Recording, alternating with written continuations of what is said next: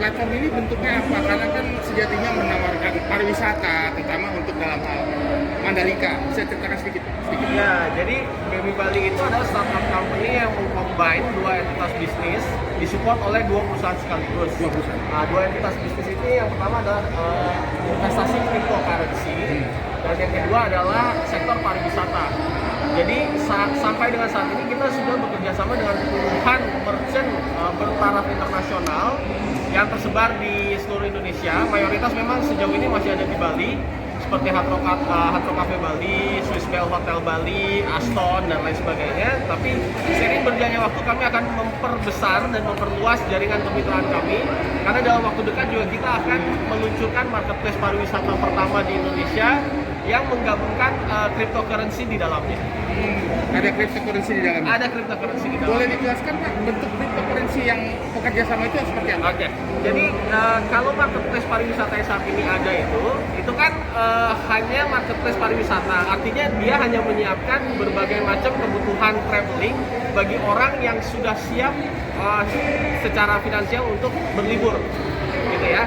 Dengan adanya investasi cryptocurrency di platform kami nanti, kami menyiapkan fitur yang namanya perencanaan liburan.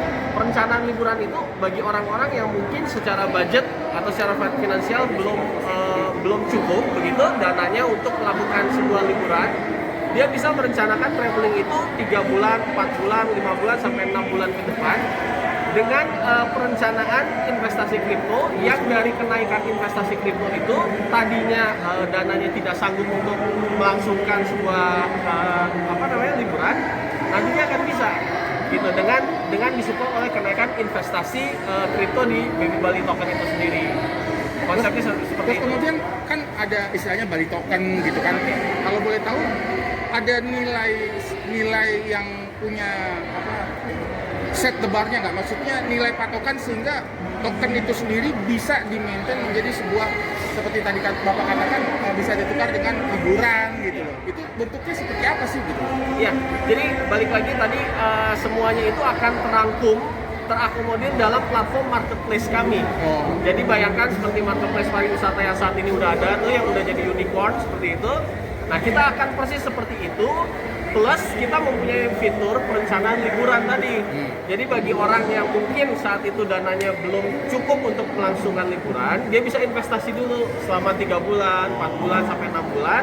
Seiring dengan berjalannya waktu, nilai investasinya naik, nah dia bisa melakukan liburan yang diimpikan 3 bulan sampai 6 bulan ke depan. Itu adalah sesuatu yang saat ini belum ada di marketplace pariwisata manapun, termasuk marketplace pariwisata yang udah jadi unicorn di Indonesia. Jadi sekarang berada dengan Ibu siapa tadi namanya? Ibu Desi bisa kasih tahu ke kita nggak? Apa sih destinasi wisata yang saat ini lagi hype namun masih berhubungan dengan Kriptonesianya? Maksudnya terutama di Baby Bali ini kan, kalau sekarang mungkin Mandalika gitu kan, karena memang sudah menjadi trendsetternya gitu.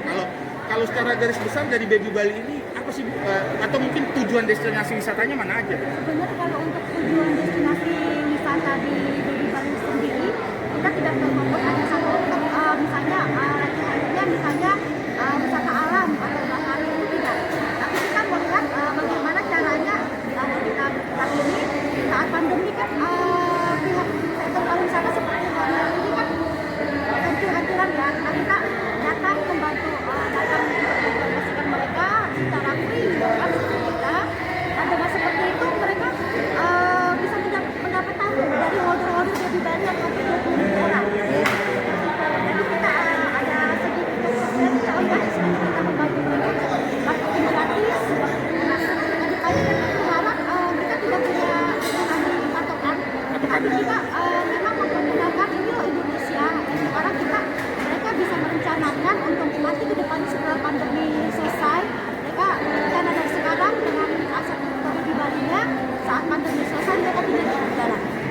Sebagai pertanyaan pamungkasnya nih kepada Pak CEO nih, apa yang menjadi harapan melihat potensi Kriptonesia di Indonesia yang bisa berhubungan dengan wisata, dan kemudian apa yang menjadi harapan terutama bagi Baby Bali dalam rangka mensukseskan Mandalika ini?